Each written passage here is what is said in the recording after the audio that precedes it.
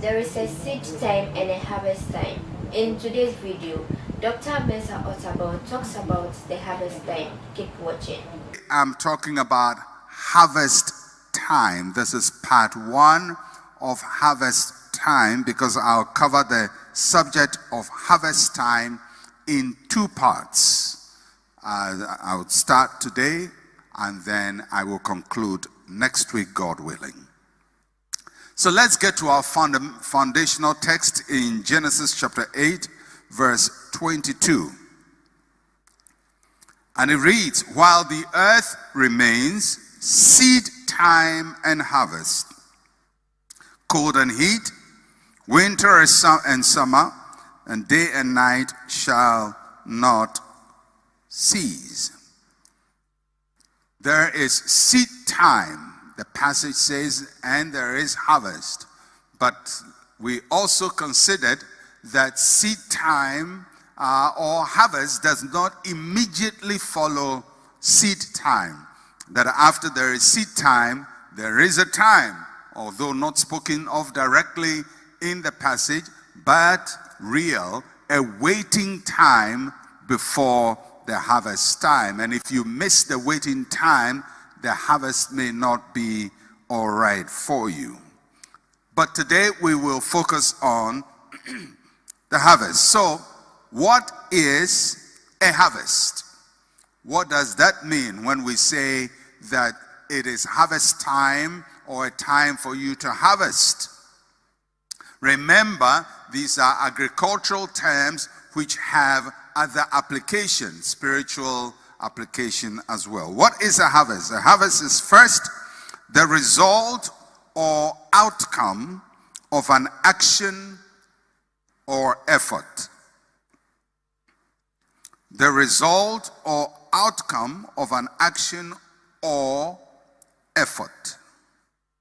And this is related to the effort of sowing seed and the result or the outcome that comes from that effort or that action. So the result. Second, a harvest is the season when ripened crops are gathered. The season when ripened crops are gathered. This is related to timing. There's always a timing regarding harvest. Harvest time does not just occur at any time. There is a time for it. And thirdly, the harvest is the process of gathering crops. This is related to activities we undertake in a time of harvest. Now, if you look at the three definitions, there are three words that I want you to pay attention to: result, season, and process. Result, season, and process. So a harvest is a result, a harvest is a season, and a harvest is a process. And for today, I will focus on result and season, and next week I will focus on the harvest as process. But today we look at harvest as a result or a season. We have already considered Galatians chapter 6 and verse 8 that says, for he who sows, for what, verse 7, whatever a man sows, that he will also reap. Whatever a man sows, that he will also reap. Verse 8, for he who sows to his flesh will of the flesh reap corruption. He who sows to the Spirit will of the Spirit reap everlasting life. So, a harvest can be a prize for something good we have done, a reward, or it can be a retribution. So it can be a punishment for wrong actions. So depending on what you sowed, your harvest may be good or it may not be good. God sometimes gives us a harvest for things we have not done, or seeds we have not sown. So in other words, you can reap a harvest that is not a result of your own seeds. It could be the results of a previous generation's seeds, effort they made that benefits you. It could be prayer your parents prayed, investments your parents made, or other people have made that benefits you. Sometimes you enter an easy harvest field because those ahead of you plowed it for you. And then sometimes you enter a hard field because those ahead of you left it fallow. So what people do for others or ahead of others will determine whether the field they are plowing in is a tough one or an easy one. So a field you are sowing in today may be a hard and a dry field, and that will affect the harvest that you have. And you will get it a bit later as we go on. Luke chapter 10 verse 2. Jesus speaking. And the Bible says, he said to them, the harvest truly is great, but the laborers are few. Therefore, pray the Lord of the harvest to send out laborers into his harvest. I always like to stay with the context and explain it because I'm going to apply this in a different way. In the context of this passage, Jesus is talking about or applying the principle of harvest to soul winning. Because the principle of harvest, as I've said over and over, is an agricultural principle, but it applies to different aspects of our lives. And Jesus is applying it to winning souls. I am applying it to getting results in your life. I hope you understand that. So the principle is the same, application is different. So Jesus says the harvest is truly great, but the laborers are few. Therefore pray the Lord of the harvest to send out laborers into his harvest. I want you to note the phrase, the Lord of the harvest. The Lord of the harvest. You can underline it in your Bible or highlight it on your device. The Lord of the harvest. So, God is the Lord of the harvest. He superintends over the process of the harvest. So when I sow a seed, whether it's a financial seed or an action I've taken, or an investment I make, or whatever process I start at the seed level to produce a harvest, there is one who rules the harvest, and that is the Lord. The Lord of the harvest. God is the Lord of the harvest. Now, if God is the Lord of the harvest, what does he do as Lord of the harvest? I'll give you three things that God does as Lord of the harvest. First, he determines the size of the harvest. God determines the size of the harvest. This is so critical. 1 Corinthians chapter 3 verse 6, 7. Paul speaking says, I planted, Apollos watered, but God gave the increase.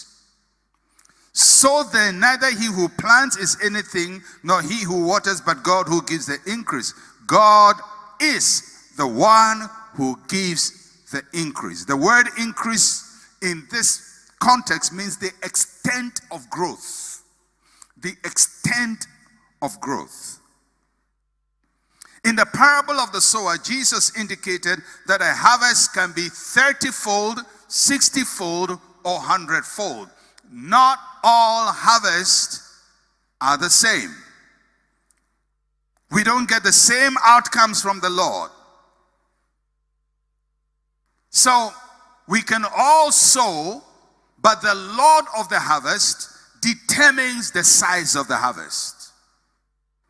Just like in the parable of the talent, the Lord determines who gets 1 talent, 2 talents, 5 talents. Though God blesses each one of us, our fields and our harvests are not the same. God blesses all of us, but the size of our blessing is not all the same. The Lord of the harvest determines the size of the harvest. That is why if you go comparing what God has blessed you with another person, you vex your soul. Because although we put in all effort, the Lord of the harvest determines the effort, determines the harvest. So we can, let's say my effort is 2 kilograms of effort. And you also put in 2 kilograms of effort. It doesn't mean we'll all get a harvest of 20 kilograms.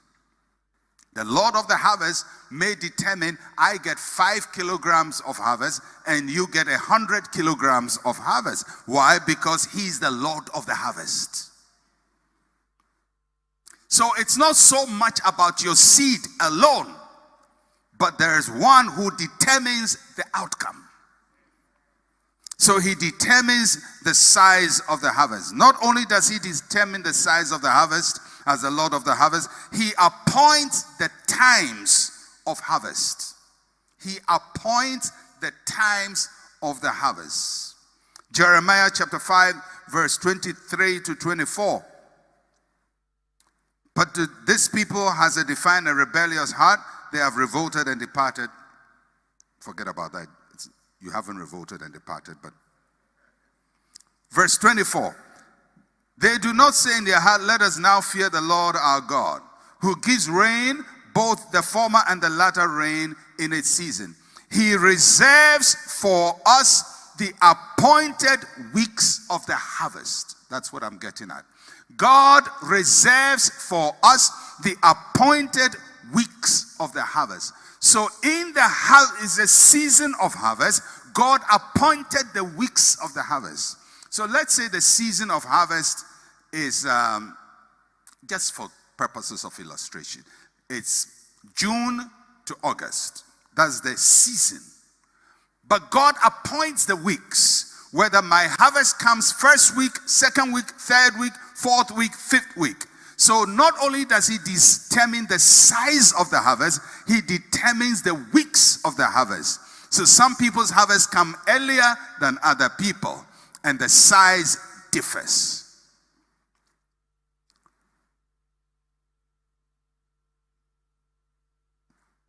Thirdly, the Lord of the harvest prepares people for the harvest. He is the one who sends people to the harvest field. He gets us ready to harvest what He has prepared for us. When the Lord readies a harvest for me, He will also ready me for the harvest. So when God sends me to my harvest and it is mine, you cannot take it from me. My harvest is my harvest, your harvest is your harvest. When God prepares and sends me to the field, He equips me for a particular harvest and I receive it. And you may find people competing with you in your harvest field, but the harvest field that has been prepared for you is yours. They may fight you, they may resist you, they may contend with you, they may undermine you, but the harvest field has been appointed by the weeks, by the Lord of the harvest, to your credit, and it is yours. And that's why you don't get scared, because people are fighting over you over something that God has given to you. Because God is the Lord of the harvest. He appoints the size of the harvest, the weeks of the harvest, and the laborers of the harvest. And if it is my field and He appoints me the laborer for that field, you can go to heaven and back. Not heaven and back. Not heaven. You can go to hell and back. You can talk to everybody you know in Ghana, in America, in the United Nations, in Kazakhstan. and the harvest is still mine. Why? Because there is a Lord of the harvest. And he has appointed me as a laborer on this harvest field. And you can't take it from me. So, when God gets a harvest ready, he also gets a people ready for the harvest.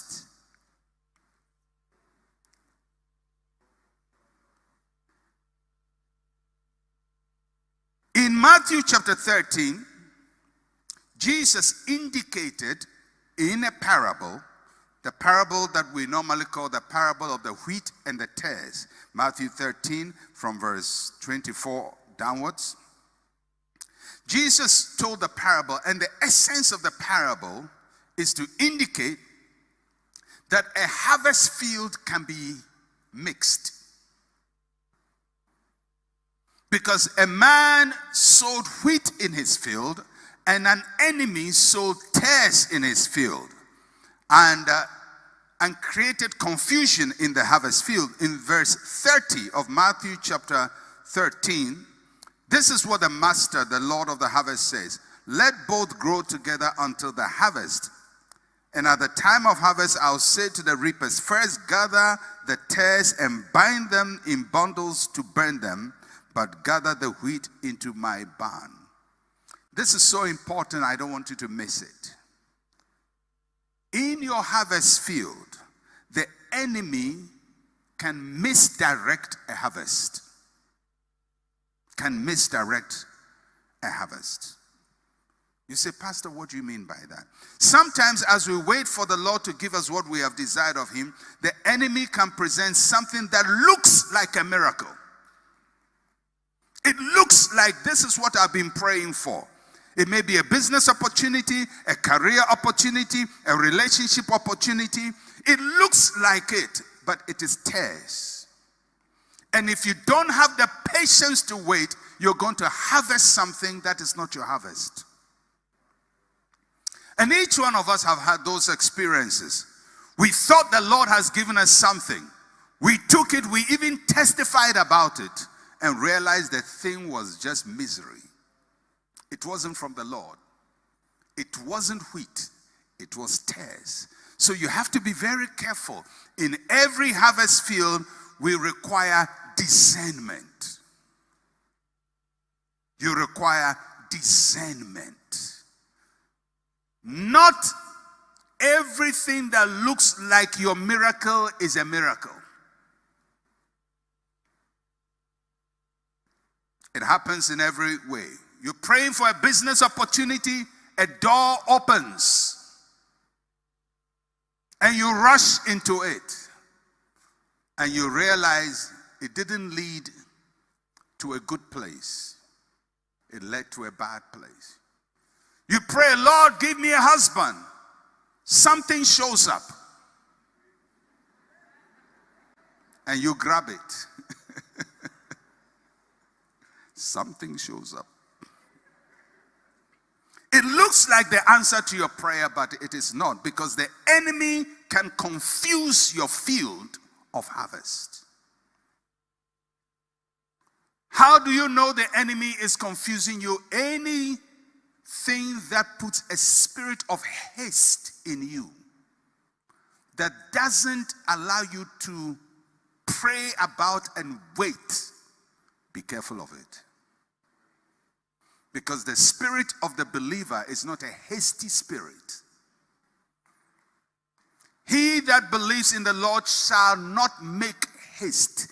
Any opportunity that opens and says, hey, if you don't take it right now, you'll miss it forever. Be careful, careful, careful. It may be tares. It may be tares. And you will harvest something that will hurt you. People have testified of miracles that were not miracles. People have testified of breakthroughs that were not breakthroughs. People have testified of God's favor, and it wasn't God's favor. It was all tares in their harvest field. And the reason why they couldn't discern is because they had a hasty spirit. The Lord of the harvest told the laborers, wait. because the true nature will show very soon. Wait, because the true nature will show very soon. Then you can separate the tares from your true harvest.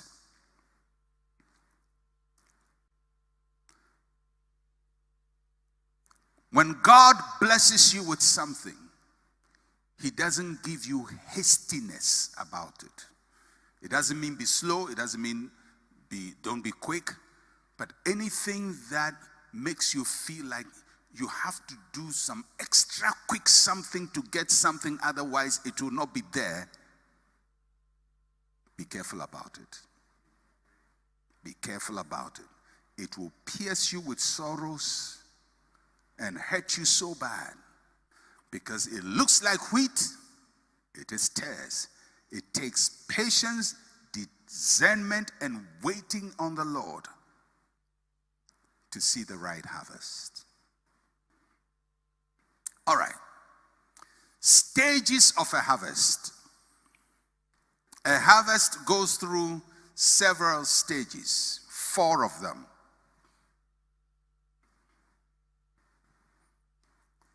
So let's say you're a Christian, you've been sowing seed, you've been giving, you're tithing faithfully, you're giving your offering, you're praying, you're fasting. Those are all seeds you are sowing. You are sowing seeds of prayer, seeds of fasting, financial seeds. You are serving in the house of the Lord. That is a seed. You are being kind to people. That is a seed. All of these good things you're doing, and you're waiting because God says he will reward you. And he starts rewarding you. There are 4 stages of the reward that we're going to discuss today. And it's based on a parable Jesus told, but the conclusion of the parable is in Mark chapter 4, verse 28 to 29.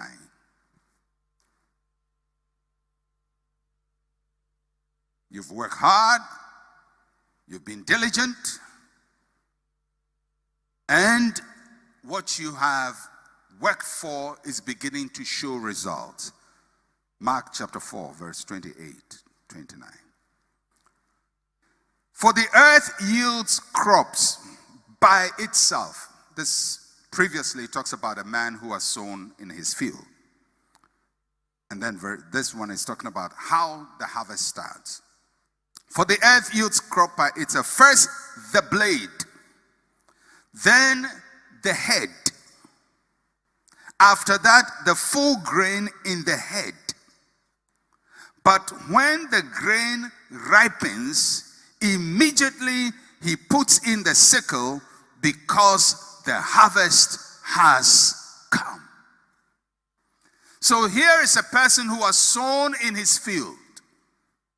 He is expecting a harvest. There is the blade, there is the head, there is the full grain in the head, and there is the ripened grain. But I want you to note at what point he says the harvest has come. He doesn't say it from the beginning, he says it at the end. So let's walk through the 4 stages. First is the blade. The blade is a sign of possibility. What does the Bible mean, a blade? Definitely it doesn't mean the blade we cut with. The blade is a blade of grass. The blade of grass. Anyone who has sown corn can easily understand this. As a kid, as most children of my age at that time, I had a corn farm. And so you sow your 2 or 3 grains of corn into the ground. And normally after 3 days, the blade shows up. The blade. That's the first indication that your seed is working. Your effort is producing result. But it's a blade. It's not a harvest. And when you see the blade, It just tells you your effort is working. And there is a possibility that it will be successful. You rejoice to see the blade, but you don't harvest the blade. Neither do you go around bragging to everyone about the great things God is doing in your life if all you see is a blade. Because there are people who share premature testimonies. They only saw a blade and they rejoiced and told everybody, oh, God has done it. It's a blade. And if you don't manage that process well, you can introduce enemies to consume your blade. Rejoice in your heart, but wait, because God is not finished with you yet. The blade is simply an indication God gives you that it's going to work. Just to illustrate it a little further, it's like in a marriage relationship. It's like when the gentleman tells the lady, you are the most beautiful woman I have ever met. You are the sugar in my tea. You are the butter for my bread. Or vice versa, the lady tells the woman, the man, though it doesn't happen often, but ladies, gentlemen, when somebody tells you that, it's a blade. It's not a marriage. The harvest has not come. Don't go singing, the thing I didn't expect has happened. No. Don't go telling everybody, oh, God has done it. God has done it. He will do it. But it is the blade. Don't testify prematurely when God has not completed the process. So that's the first level, the blade. You go out there, you put your contract out, somebody gives you a promise and say, oh, young man, I'm going to help you. Oh, young lady, oh, this contract will go through. It's a blade. It's a blade. Second stage, the head. The head represents structure without substance. It's better than the blade. It has structure. If you have grown corn before, you can understand this. It's when the corn head has grown on the side of the plant. It has nice golden hair coming out of it like a blonde person. It looks beautiful. Sometimes it looks bulky. But if you harvest and open, it will be empty. There will be not even one grain on it. It's just a head with hair and nothing else. So Jesus is saying, there is a blade. Then you begin to see the thing growing and taking structure. In a marriage relationship, it can be likened to the man saying, I love you. Now he's not saying you are sugar in cocoa or tea, but he says, oh, I love you. I love you with all my heart. It's good to hear that, but it's not a harvest. And all of you who rushed ahead to declare a harvest at this level, you know that sometimes you can be sorely disappointed. Because you may find that that statement doesn't have as deep a meaning as to the person as it is to you. The blade, the head. Third stage, the full grain in the head. The full grain. This is when the blade has now become a stalk. It has produced a head. Now the head has substance. It has substance. There is corn on it. It's not just a promise. It's not just a structure. It is substance. In a marriage relationship, it can be likened to the engagement. It is very close, but it is not a harvest. And then the fourth stage, the ripened grain. The ripened grain. That is the harvest that is ready. It is growth that is full. The season is right.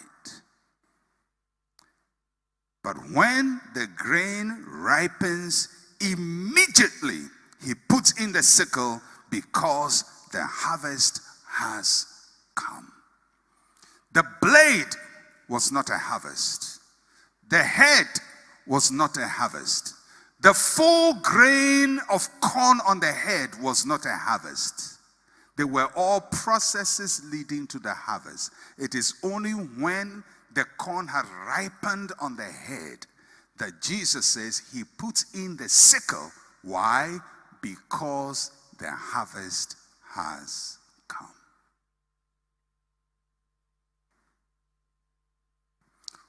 When God starts to bless, we must allow the blessing to mature.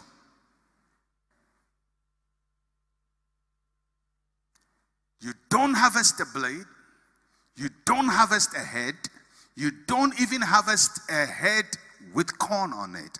You harvest at the right time when the process has completed.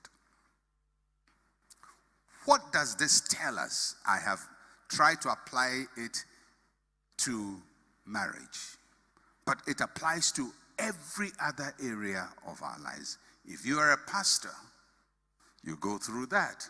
The blade, the head, the grain, and the ripe harvest.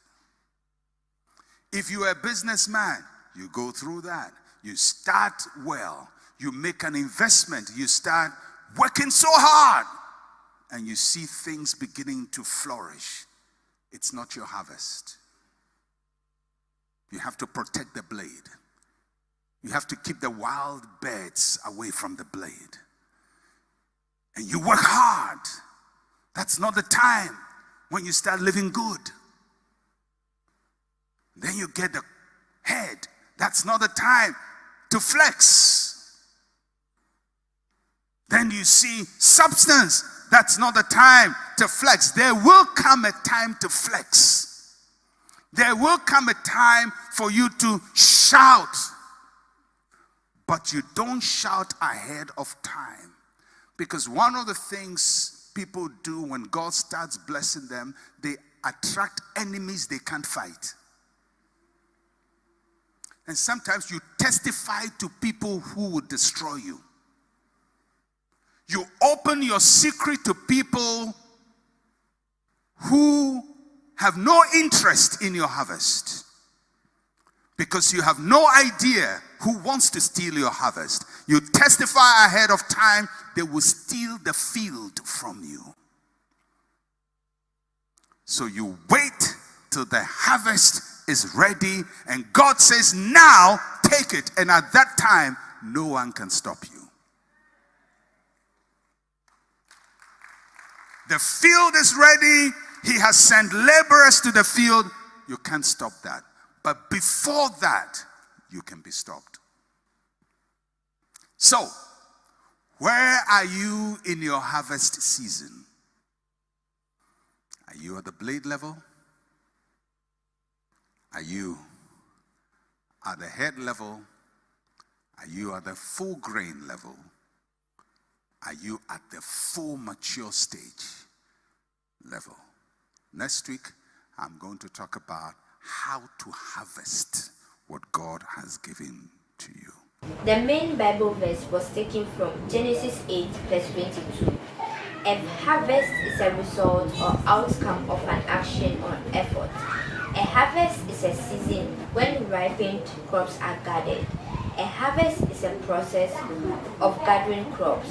Sometimes God gives us harvest we have not done anything to deserve. God is the Lord of the harvest. God determines the size of the harvest. When God is blessing us, our blessings may not be the same. It is not only about your seed. but the one who determines the outcome, which is the Lord. God appoints the times of harvest. He prepares people for the harvest. When God gets harvest ready, He also gets people ready for the harvest. The enemy can misdirect a harvest. Don't testify prematurely when God hasn't completed the process. Stages of a harvest. The blade, a sign of possibility. The head, structure without substance. The full grain, substance and abundance. The ripened grain, the ready harvest. When God starts to bless you, you must allow the blessings to mature. Sometimes you testify to people who will destroy you. Thank you for your time. Please like and subscribe to our channel.